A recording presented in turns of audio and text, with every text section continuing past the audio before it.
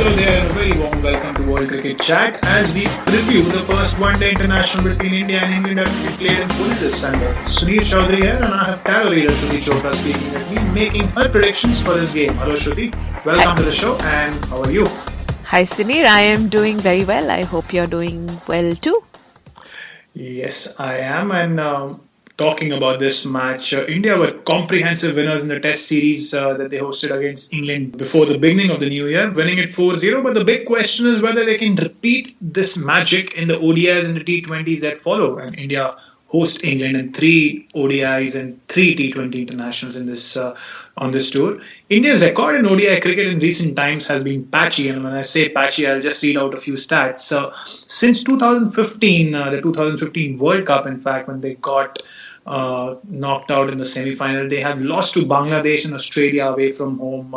They've also lost to South Africa at home, and after beating Zimbabwe twice, they finally managed to overcome New Zealand 3-2 at home in a hard-fought series when it was 2-2 at one stage, and then they won that final match at Vizag thanks to Amit Mishra's excellent bowling.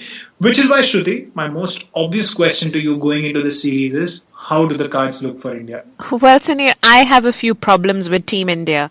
If they decide to play how I believe they will, then I have some serious concerns. I find them trying too hard, trying to make too much of a statement and probably just losing way. Although I do find the right strategies being in place, but implementation will be a challenge for Virat Kohli. I'll get to the new captain in a while. I just wish to cover the concerns. The first being India's batting. It appears to start well. It may not fall apart, but there could be an element of frustration where the run rate could be a lot better. It could fail to live up to its expectations. The second concern is India's bowling. It lacks consistency. It's bowling that gives England the room to propel their innings. What does help is India should end strongly with the ball. Interesting that you talk about Virat Kohli and his strategies and a challenge for Virat Kohli because as we all know, Dhoni has given up on the captaincy and there's a lot of hype around MS Dhoni and Virat Kohli both. So that should be interesting to watch how Kohli manages that. He has done well in test matches as captain. Hopefully the same traits would continue in ODI cricket. Interesting call that.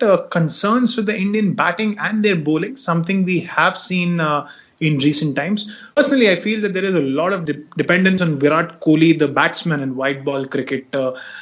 Something that was the case even in the recently concluded series against New Zealand. Kohli finished that series with 358 runs, with the next best tally by an Indian being just 192 by MS Dhoni. That's 166 runs short of the Kohli score.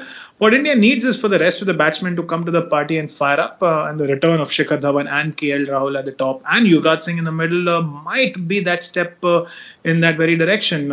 You hinted on the new captain Kohli being challenged. You do elaborate on that, Shruti? Yes, this first one-day as captain for Kohli seems to be mentally taxing for him. He's having to go slower to understand how he wants to approach the match. He's taking his time and dividing up his responsibilities. There's a lot of mental work going on. But does this reduce the quality of his captaincy and his overall performance is the real question. From how I see it, it makes him a slow starter, but it also allows him to build a strong foundation and get aggressive as and when needed. Overall, Kohli's performance should be quite commendable, making it a good start to 2017. And it's not only Kohli and the batsmen. India will hope that the bowlers also come to the party. They can find some teeth against an English lineup that looks like it can pulverize some of the better attacks from around the world. The return of Ashwin and Jadeja should help if the surface in Pune is helpful for slow bowlers, but more vitally, I think the Indian speedsters will be crucial to India's Champions Trophy campaign later this year, and they will also need to discover a way to stall the English batting. Speaking of which, England have been on fire recently in white ball cricket since the 2015 World Cup. Again, using that as a benchmark, England have beaten New Zealand, Pakistan and Sri Lanka at home, and Pakistan and Bangladesh in away series. The last of those victories coming for a special mention from me. Against Pakistan, they fell 1-0 behind in UAE on those slow wickets before recovering to win the remaining 3 games.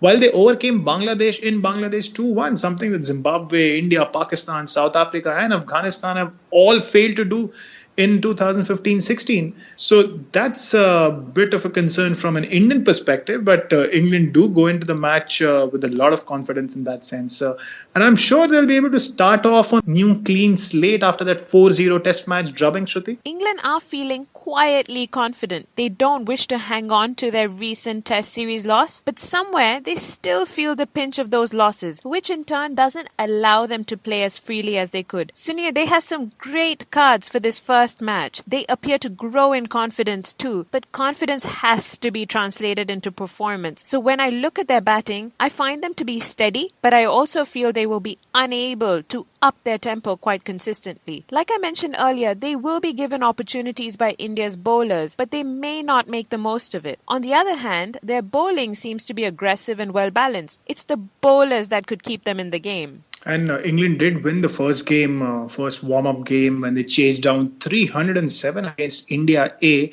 And it was a very strong-looking India A lineup. But that's when they batted first that they struggled in the second match against the second-string India A bowling attack. So that's a bit Yes. interesting, to say the least. But obviously, you know that the tempo in a warm-up game is very different from an international. And Joe Root will obviously be back for this first match. But they will hope that the skipper can lead a bunch of attacking players from the front with a strong showing with the bat himself. Ollie Morgan did not have a great couple of games during the warm-ups, scoring or rather getting out cheaply in single digits. How do you see his form going into the series, Shruti? I don't see much changing for him. His momentum isn't great. Yes, he did hit that winning shot during his final BBL match a short while back, but I think at least for today's match, we probably won't see such form. Plus, I find his judgments as a captain not very sound. Again, I do like England's cards, but I don't see Morgan being able to lead them well enough to do justice to their potential and position in this particular match. A lot has been spoken about Morgan and his recent decision to not tour Bangladesh, and there are a lot of criticism that he came under. He came back with his own version of events. So I wonder how much of that would be affecting him. But then that only means we are just left with one thing to be done, and that's the prediction for this game, Shruti. What's your call? Yes, so I don't find much difference between both teams, but I just think some players will step up better than the others, and the team that will do that better is Team India. So it's Tara Advantage India for me. What about you, Suneer? I think I will sit on the fence. I will refrain from calling out a winner on this one because a lot could be pitch dependent. On a flat surface, the team batting second should come away with a win, especially given that it's a day-night match. But if the surface resembles something like the one they had in Vizag for the New Zealand series, the fifth match in that New Zealand series, then the advantage will lie with the team batting first. So that's all I will be saying for this one.